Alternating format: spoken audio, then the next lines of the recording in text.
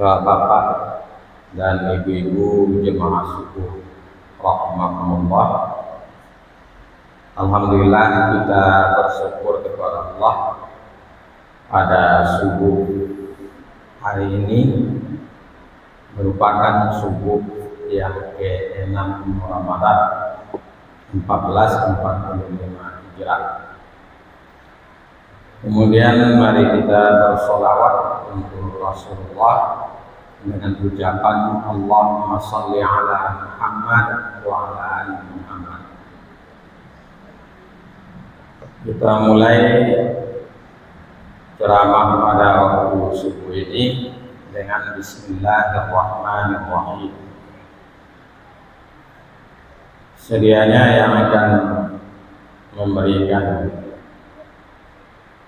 ceramah sesuai dengan jadwal yaitu Ustaz Haji Nasrullah, tapi mungkin karena ada suatu dan lain hal beliau tidak sempat hadir, maka pada kesempatan subuh hari ini mari kita memperhatikan dan mengambil pelajaran dari firman Allah pada surat An-Nasr. Itu surat yang ke-110. A'udzu billahi minasy syaithanir rajim. Bismillahirrahmanirrahim. Idza jaa nasrullahi wal fathu wa ra'aitan nasa yadkhuluna fi dinillahi afwaja fasabbih bihamdi rabbika wastaghfirhu innahu kana tawwaba. Shadaqallahul azim. Idza jaa nasrullahi wal fathu, apabila telah datang pertolongan Allah dan pembebasan kota Mekah. Wa ra'aitan nasa, dan engkau wahai Muhammad melihat manusia yadkhuluna fi dinillahi, mereka masuk ke dalam agama Allah afwaja, berbondong-bondong atau berombongan-rombongan. Fasabbih bihamdi rabbika, maka bertasbihlah dengan memuji Tuhanmu, wastaghfirhu, dan minta ampunlah kepadanya, innahu, sesungguhnya dia kana tawwaba, adalah maha penerima taubat. Surat An-Nasr ini bila kita lihat di dalam hadis-hadis Nabi, antara lain hadis riwayat Imam Muslim, bahwa pernah Khalifah Umar bin Al-Khattab bertanya kepada sahabat senior yang ada di dekat beliau waktu itu, dan bertepatan pula pada waktu itu ada sahabat yang muda yaitu Abdullah bin Abbas.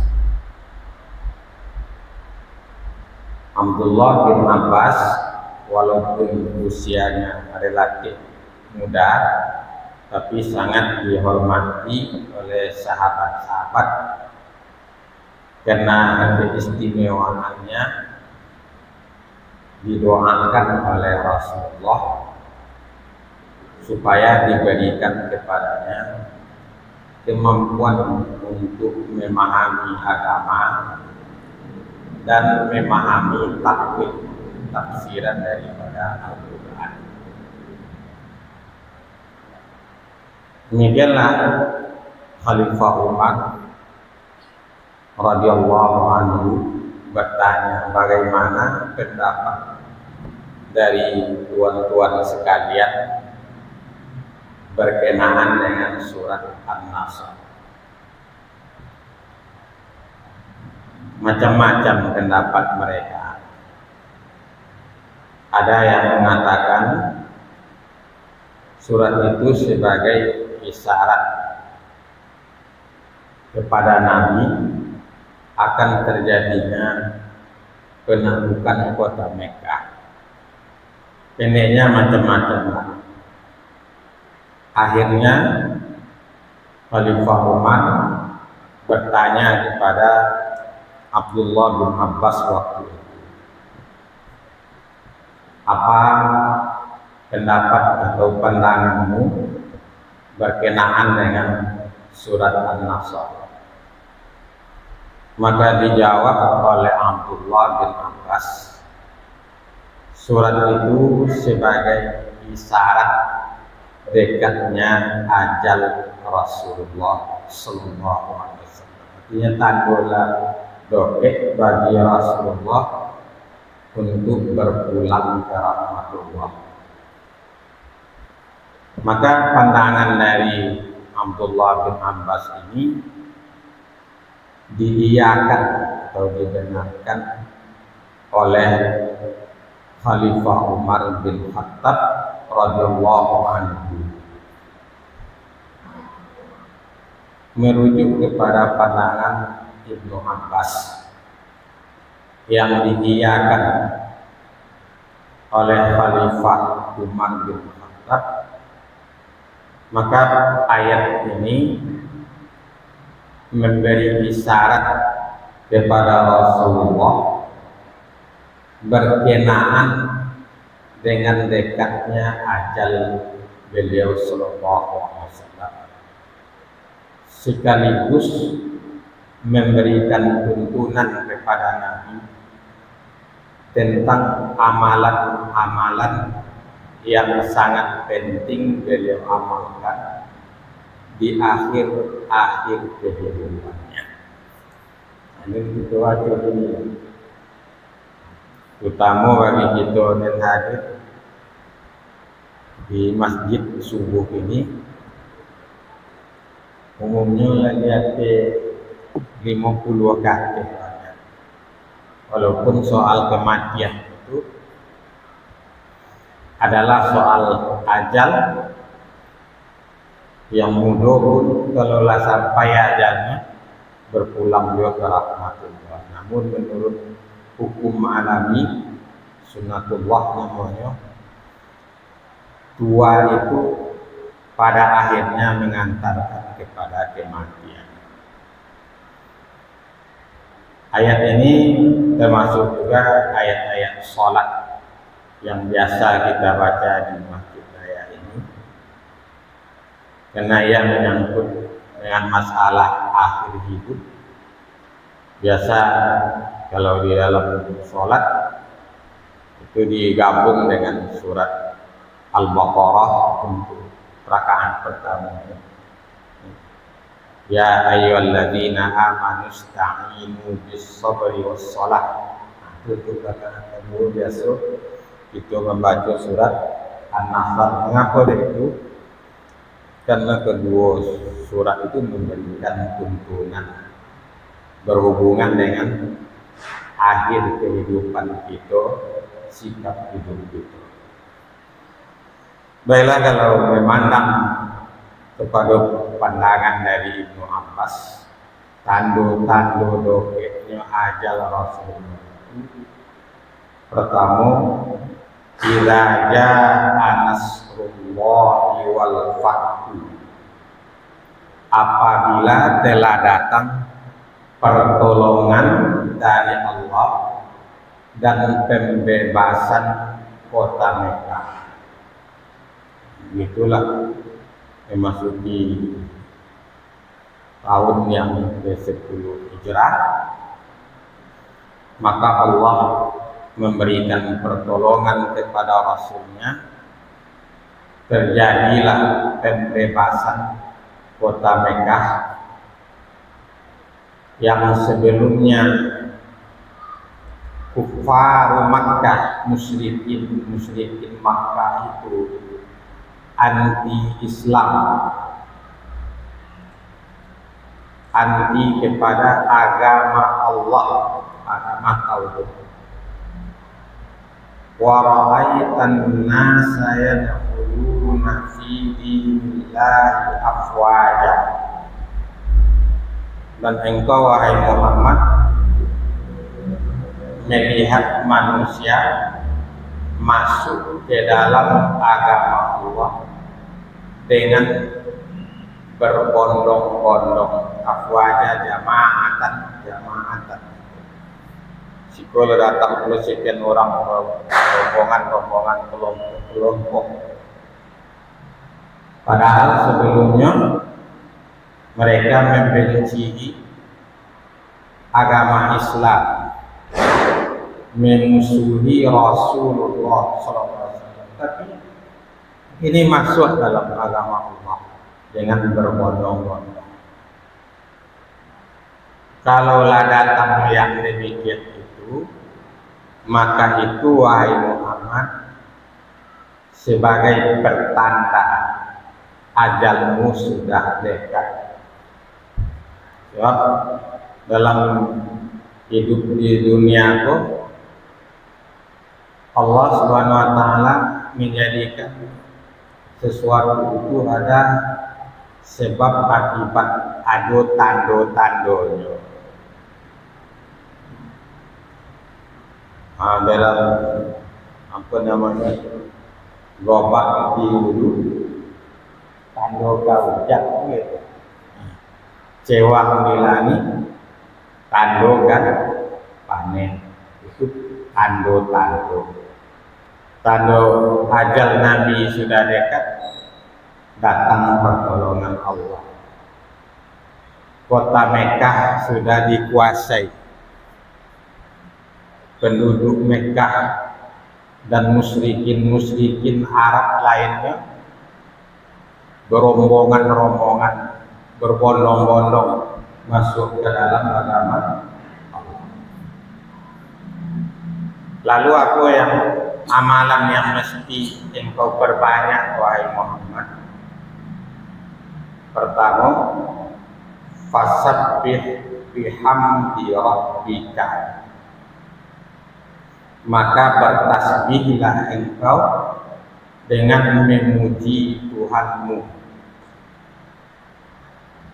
Yang kedua, wastaghfirhu, dan beristighfarlah kepadanya. Utama kalau hidup pecinta Rasulullah. Dan tadi lagi kita soal kematian itu sebenarnya itu rahasia, tapi menjoleh inilah ketua gua umur 50 tahun kate, umur 60, 70 lah tiba masanya itu untuk diimbau pulang. Apa yang mesti kita perbanyak? Kalau Rasul tadi fasabbih bihamdi rabbika, bertasbihlah engkau dengan memuji Tuhan. Betul tasbih, sekurang-kurangnya tasbih mengucapkan subhanallah. Berdasarkan hadis sahih, ya tadi disebut wastaghfirhu, dan beristighfarlah kepada, minta ampun kepada Allah. Sebelumnya misalnya Rasulullah mengamalkan tuntunan Allah yang disampaikan kepadanya di dalam sholat misalnya. Ketika turun ayat yang berbunyi fasabbih bismi rabbikal azim. Surah apa tu Ustaz Habibi? Ya, itu kona lah ya. Tapi itu loh. Maka bertasbihlah engkau wahai Muhammad dengan memuji Tuhanmu yang Maha Agung. Apa kata Rasulullah?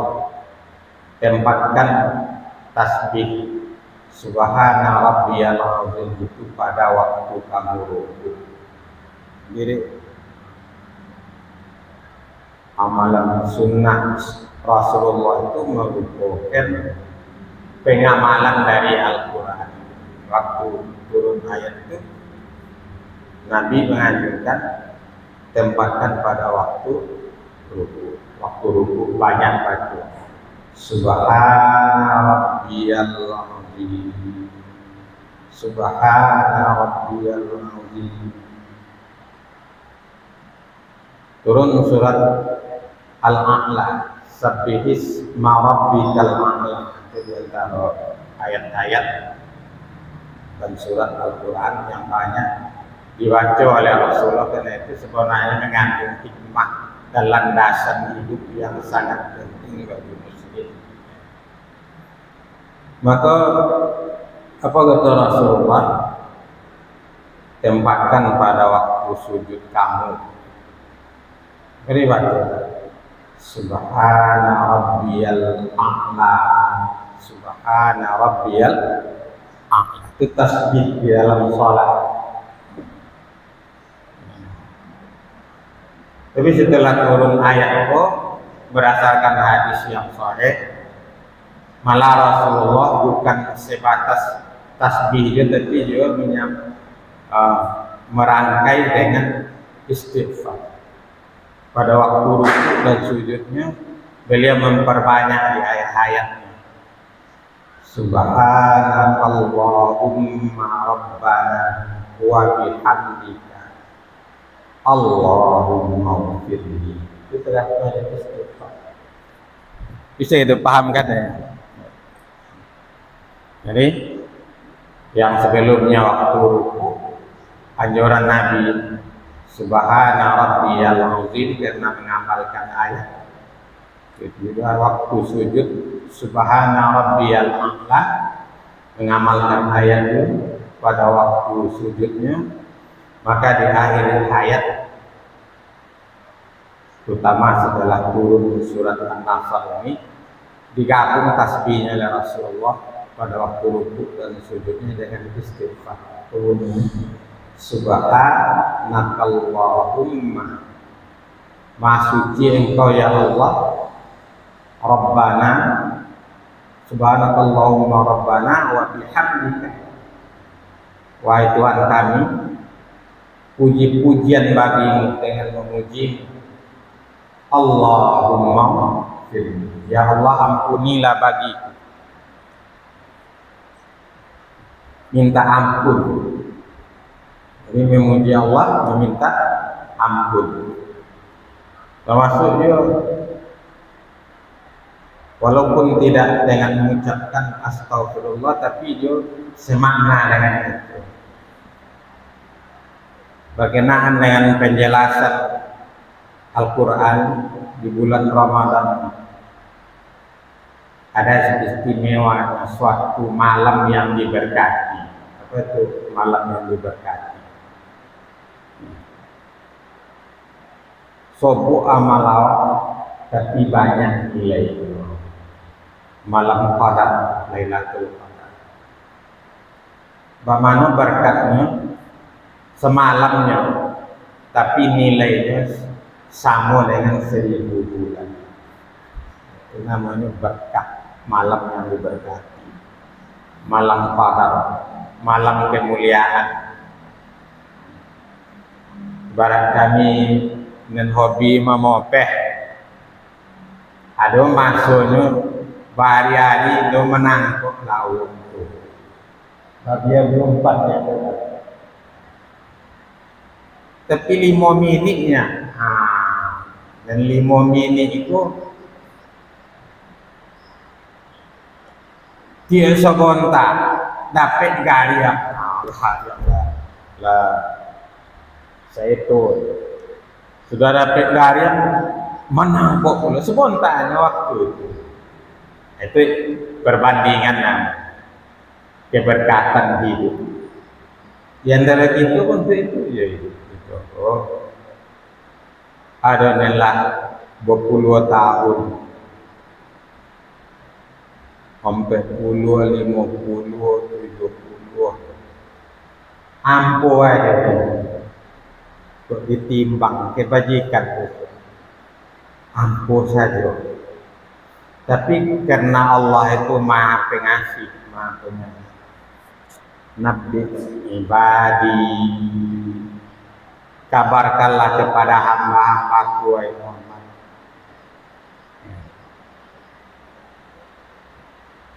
Innani anal ghafurur rahim. Sesungguhnya aku Maha Pengampun lagi Maha Penyayang.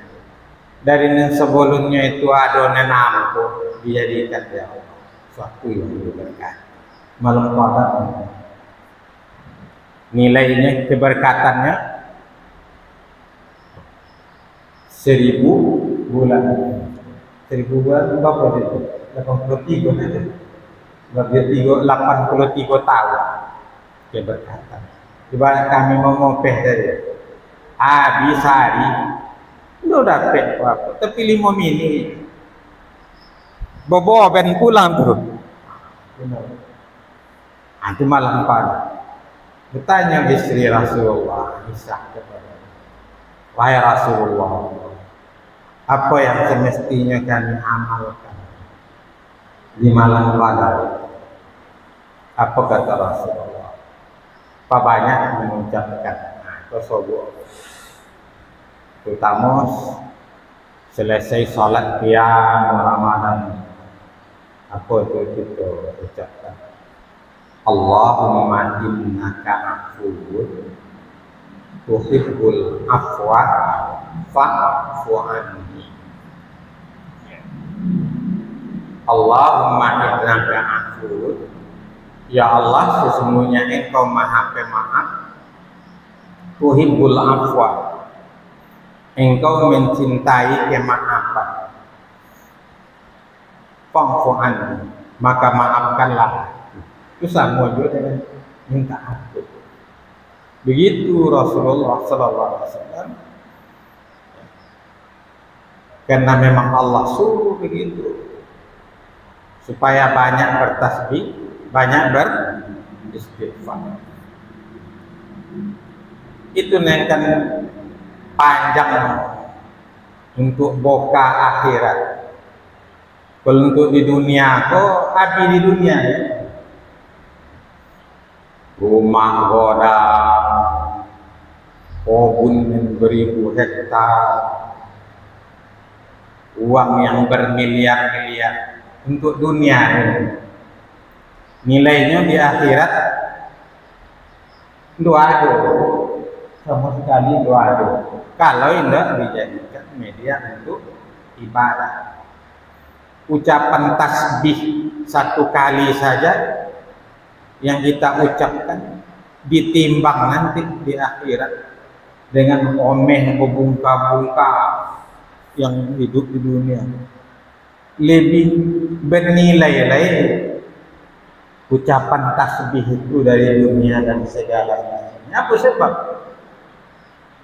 Pangkat tinggi, jadi presiden, menjadi ketua dewan PBB dunia ini sudah innalillahi wa inna ilaihi raji'un.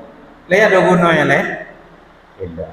Buat rumah kita orang-orang kalau innalillahi wa inna ilaihi raji'un lah meninggal, leh berguna je dia leh. Tapi tasbih, istighfar, minta ampun kepada Allah. Itu panjang. Justru itu di dalam surat Al-Kahfi Allah sebut al-baqiyatus shalihat, amalan-amalan yang baqa, yang kekal lagi baik, lebih baik di sisi Allah, dan itu yang lebih kita harapkan. Al-baqiyatus shalihat apa itu?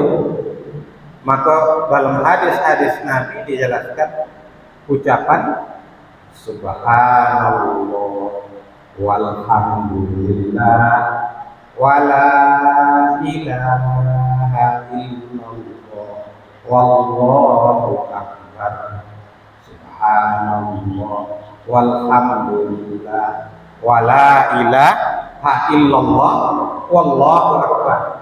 Quran ngecek itu ijtihad ulama lain itu tafsir dari Al-Baqiyus. Becokak orang gara-gara pangkat, gara-gara tanah, gara-gara harta. Itu di dunia. Doketkan. Justru itu atas rahmat Allah SWT, maka dalam hal itu walaupun kepada Nabi disuruh tasabbih bismi rabbika wastaghfirhu, kemudian memperbanyak taubat, innahu kana tawwaba, maka bagi itu umat Nabi Muhammad apa tuh? Laqad kana lakum fi rasulillahi uswatun hasanah. Mudah-mudahan apa begitu bincang bermanfaat begitu bersama. Kita sudahi dengan subhanallahumma wa bihamdika asyhadu an la ilaha illa anta astaghfiruka wa atubu ilaika walhamdulillahi rabbil alamin. Assalamualaikum warahmatullahi wabarakatuh.